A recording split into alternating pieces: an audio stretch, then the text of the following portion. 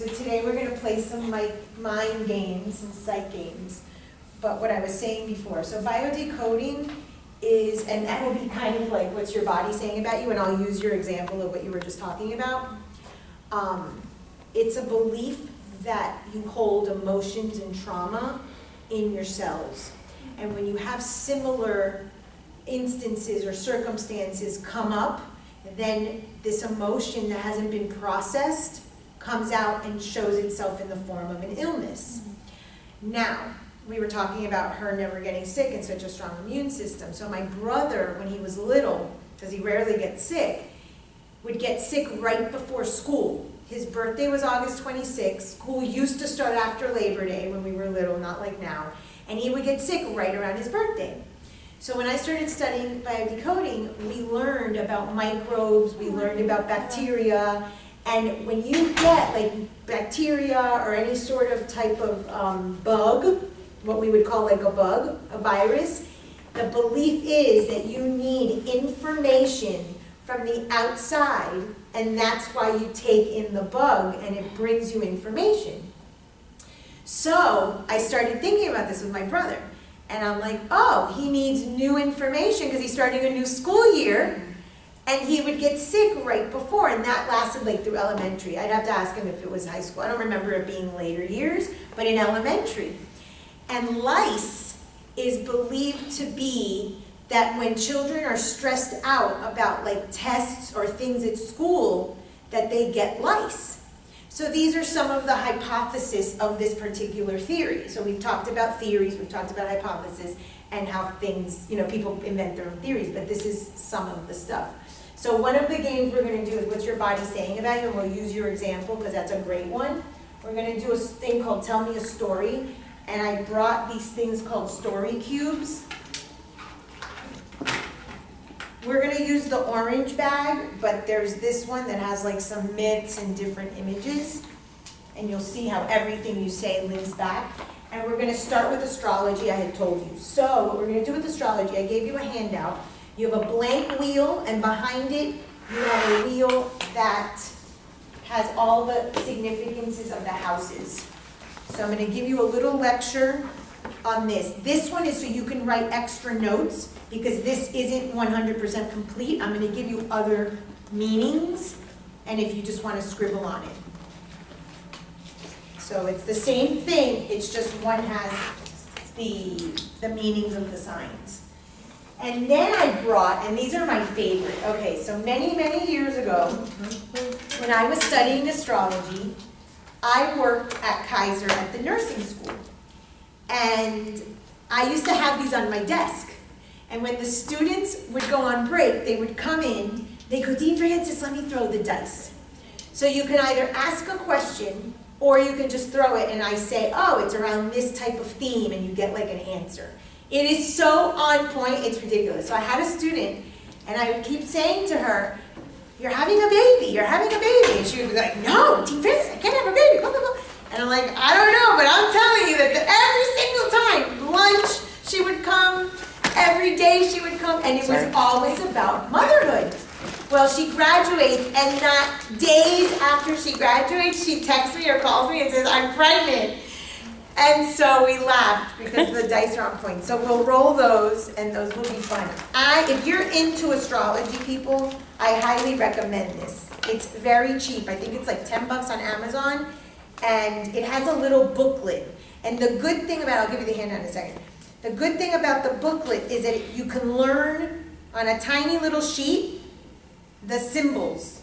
The symbols are the language. Remember how I said every theory has a language? Or the language for astrology are the different symbols. And so the more you throw the dice, the more you can practice. So these are called Astro Dice, and they're so much fun, and they're super, super easy. So we'll use those later. And then we're going to have guinea pigs for what's your body saying about you. I brought the blindfold. And this I have been promising you for a while, and I keep forgetting to bring it. This is the Mythology Bible that I told you about. I love this book. You can see it's all, old and stuff. What I love is that it breaks it down into all of the different archetypes, but through myth.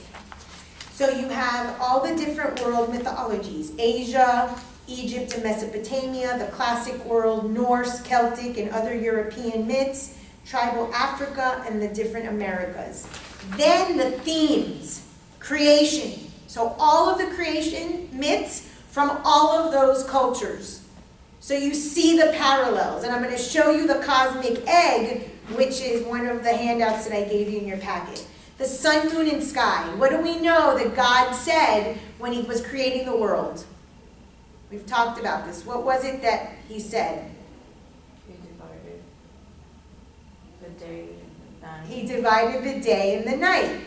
Okay? So the sun and the moon. Remember we talked about that a little bit when we did the astrology and the myths? Sun, moon, and sky. That's sort of like the sun, moon, and the ascendant in the chart. And I told you guys that when I do archetypal astrology, when I get the chart, I can get a taste for the entire myth of the person just on the sun, moon, and the ascendant. Okay, the sky would more be like something called the midheaven, which is the cusp of the 10th. I'll go through that now. But it has that flavor. Then it has beasts and monsters. So that's like your demons. That's like what you come to sort of fight in yourself. So if it's greed, envy, passion, whatever it is. Mythical lovers. Remember one of the archetypes? Lovers. Tricksters, archetype. Hero, archetype. And quests. What different archetypes go on what different sort of themes to go and do their quest, their journey. And death in the underworld, which is the death and rebirth process. So I'm going to pass this around. And so each one is labeled. So for instance, let me find you the cosmic egg one. And each one is labeled, and then you can see that each of these all say pretty much the same thing.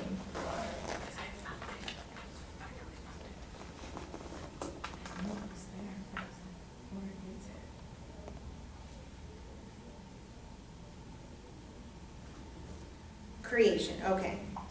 So here is creation and cosmos, and it goes through, and then in the corner, you can see it's all the section of creation and cosmo.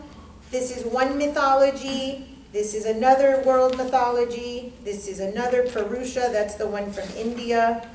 Let me show you the cosmic egg, if it's in this book. If not, it's written in the paragraphs.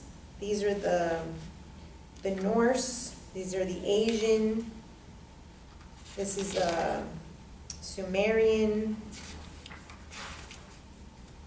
So this one doesn't have the particular picture, I guess, of the cosmic egg, but it is in but look how many. This whole section are all the different myths, and if you look, you're going to find the same theme over and over and over and over. So I'll pass this out. If you're into this, I recommend this book. It is worth the investment. Okay, so let's start with the astrology wheel. And take out your handout. And the reason that the astrology wheel is important is because you guys wanted to learn how to use these different cards. Okay, so I have a ton of decks. Archetype, labyrinth, fairies, archangels, more angels, the Egyptian tarot. So I'm going to explain what decks are and why we can use them in our practice. And there's many different ways to use them in our practice. I think I have, do I have any other ones? I thought I had more. Okay, well, oh no, I took it home. The Sacred Geometry deck I took home. The Mythic Tarot is downstairs. Okay, so these are the things. So, they're different, and you guys played with these when I was gone that last week, right? Yeah, with the labyrinth. So, what I want to teach you today, using that wheel, not only is this going to set the groundwork for astrology when we move into that more so, after I teach you the truth is in the triad, in the triangle for the relationships, and we do personality next month when we learn dysfunction. You like that? We're going to learn more DSM stuff so that you guys have criteria for diagnosis, because that's super important. Now, these things start getting pieced together. Now you're going to take in the classical sort of psych stuff with the metaphysical sort of spiritual stuff, and you're going to start joining them, okay? So this is how I'm trying to weave all of this together. So this, I want you to learn how I do the wheel. And when I do readings with these cards, and when I say readings, they're not only Akashic Records reading, they could be psych counseling. So there's a way to integrate all of this, okay? Everything is integratable. I use that, what I call a throw, 12-card throw. Now, there's a very typical way of using these cards. Every one of these decks has a book, and it tells you. You can use the Celtic Cross, you can do the past, present, and future, but I want to teach you my way because it's something universal that you can use for anything. So first, let me explain decks.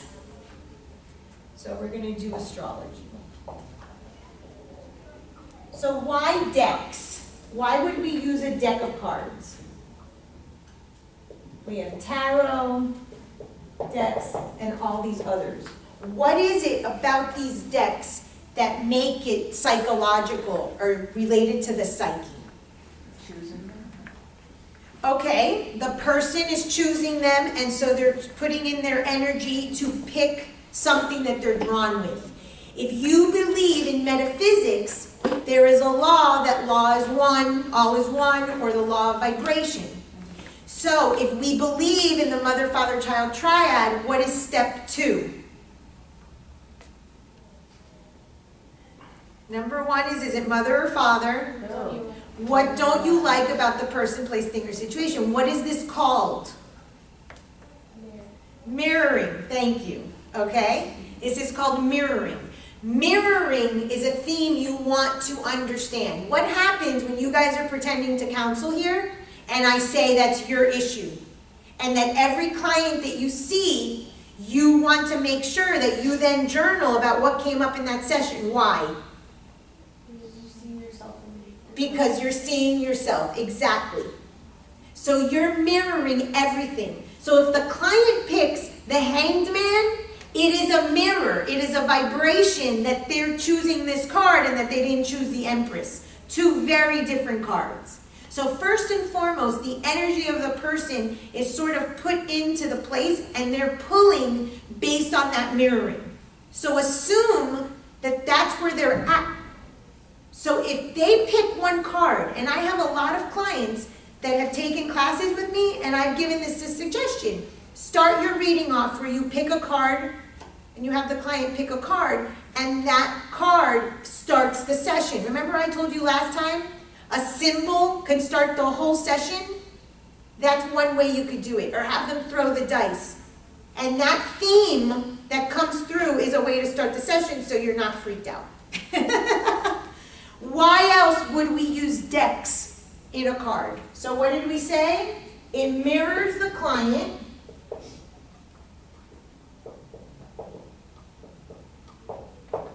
What else?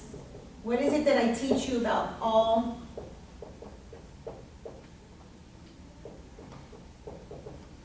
the time? What's my favorite thing to teach you about? Conception story. Okay, the conception story, but where does that come from? Origin of cosmos. Mythology. Because you're looking at a mythology book. Mythology, the origin story comes from mythology. That's why I pointed out the creation myth. So every culture has a creation myth. That means you trickle down. Remember, cosmos, mind, body, the inner God. Good morning. All have a creation story. Every single thing that you do has a creation story. How many of you have ever heard of set an intention? If you're going to do something, set an intention. Why do we set intentions? Based on what you know that I've taught you, why would you set an intention before doing something? What were you going to say? What were you going to say? Don't be shy. You're probably right. If right now, before class, I set an intention, which is what I do on the board, I tell you what we're going to do. I'm setting the intention that this is what I want to cover in the class. I told Mr. Pachi the other day, I go, it's so amazing because I always finish right at 12.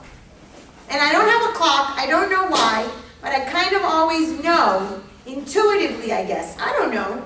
When I do clients, I don't. I have a reminder 10 minutes or 15 minutes before the end of the session so I can tell a client anything else before we wrap up. So we can start winding down. And I told you were going to do time management so you can start and end sessions and all those important pieces. But when we're working with the cards, if we set an intention, like I set the intention for the day's purpose or the day's lecture, Jennifer, we're actually starting with a creation story. An intention starts a creation story. So today I'm creating this class and you guys are participating in it. So by writing on the board what I want to cover, I have set an intention. Okay? That's what the creation story is all about. But what does that have anything to do with using a card or cards in a session? What does mythology have to do with these decks? Symbol. What is it? Symbolism. Symbolism. Yes. Every deck is just symbol. So you pull one card, or you have the client pull one card. There it goes, the hangman again. This is my freaking life story right now. I can't freaking get away with it. It's an exchange of values. Remember when we did the fairy tale? That's fine.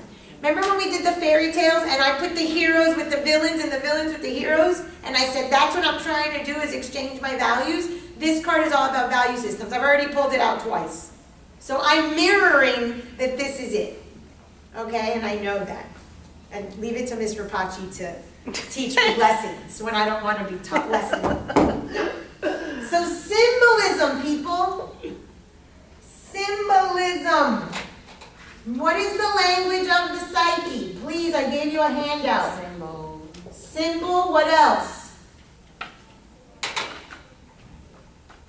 A book passing around? Myth, symbol, ceremony, and ritual. You have a handout.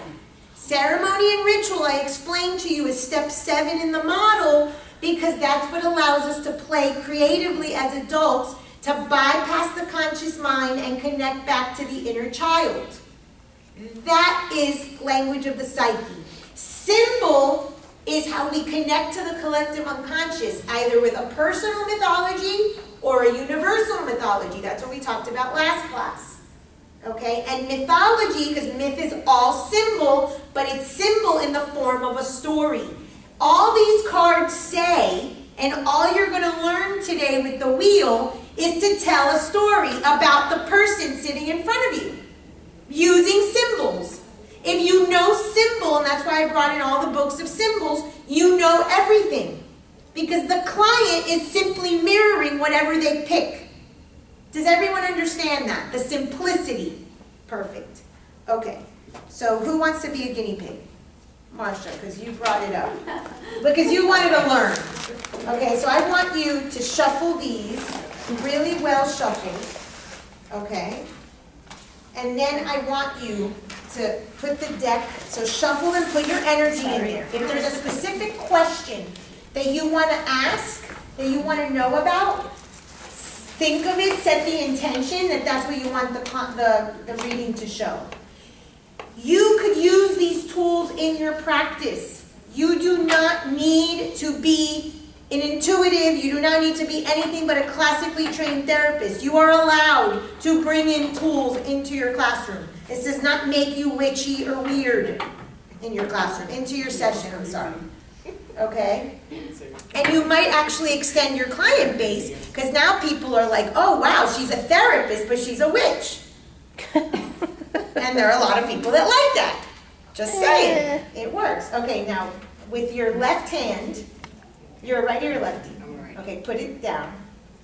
With your left hand, close your eyes, okay, and cut the deck in half. Okay, so that's good. Okay, so now I want you to take out any 12 cards. Just close your eyes and pick 12 cards. Do not look, and you can mess them up again if you want. And just make the stack of the 12. So while she's doing that, I'm going to start with the wheel. and you're not gonna miss anything, you'll hear everything. Okay, so I gave you 2 handouts. This handout has the meaning of the houses. The astrology wheel is powerful because there is not one section of your life that isn't covered. It happens to be in alignment with the archetypes, the psychological organs, right? You know my language? Psychological organs is what I call these archetypes. Just like you have physical organs, you have psychological organs. They are found, every single one of them is found in the chart.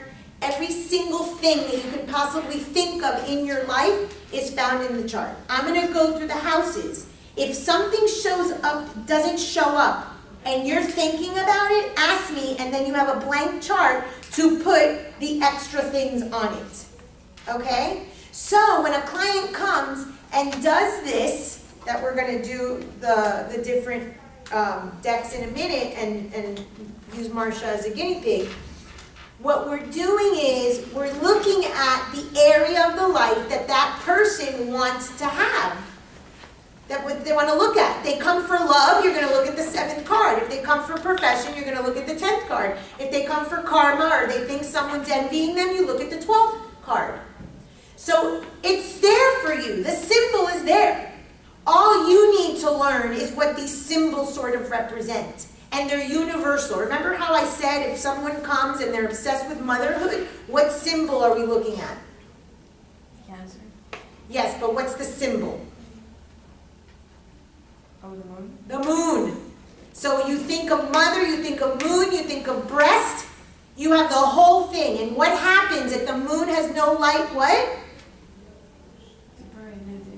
It needs the sun. The light of its own, it needs the sun.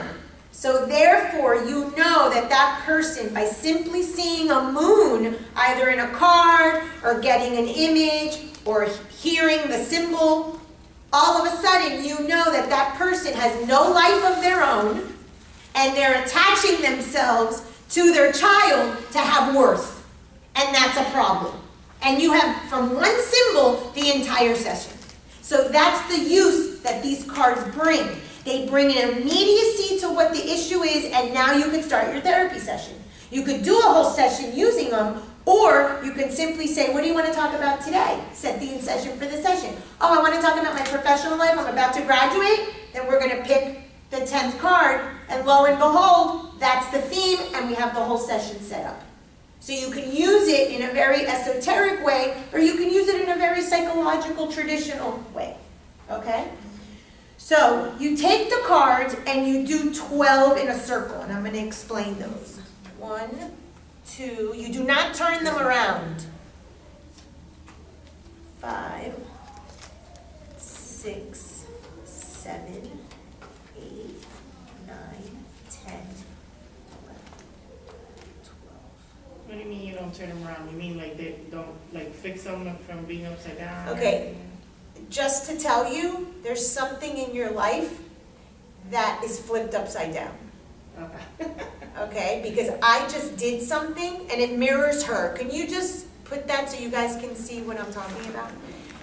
And everything is a message. Everything is a symbol. Everything means something. Remember when I flipped villain and hero? You have something in your life that's flipped. That should be on the top and is at the bottom. That should be at the bottom is at the top. I'm just going to go out on a limb and say it's probably something on the top of your priority list is what I'm feeling. There you go. Okay. Okay? So look at your priorities and flip them. What's at the bottom should be at the top, and what's at the top should be at the bottom. Why am I saying this? The reason I'm saying this is I went 1 and I started here with 2. That's not the way you do it.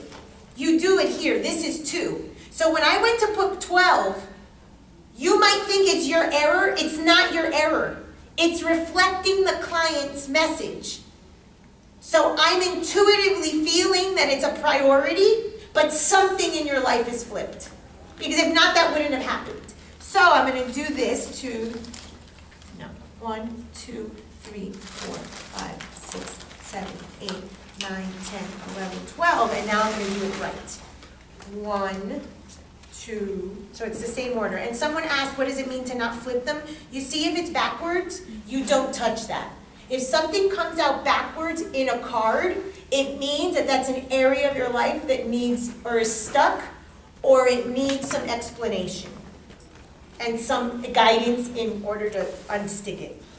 6, 7, 8, 9, 10, 11, 12. Now it's good. So we're going to go through the wheel now, and that reflects the wheel. If on card 1, what does it say on the wheel that 1 is? Subjective, self-awareness, personality, mask, identity, self-image is projected to others, self-expression, outer expression. What's the word you see repeatedly? Expression. Expression and self. So this has to do with the way that Marcia will express herself. And she got confusion, lo and behold. And it was the only card that was right. Because number 1, I didn't mess up on. So there has to be a confusion in the way you're expressing yourself. And one way that can be, can you make that straight? Sorry. Miss Rapace walked out. Just so that you guys can see me when you're watching this, right? It's got to be something in the way you're expressing yourself. And I was feeling that it might be a priority list. Well, the way we prioritize is definitely a self-expression. Okay? It could also be the mask, it could be your self-image, it could be the way your identity is portrayed. It also, make a note, has to do with the physical body, and it also, Marcia, has to do with health. Okay? So add that to, you can write on either one, I don't care, I just gave you the extra wheel in case. Okay? So I'm going to draw the wheel on the board in my not very good drawing.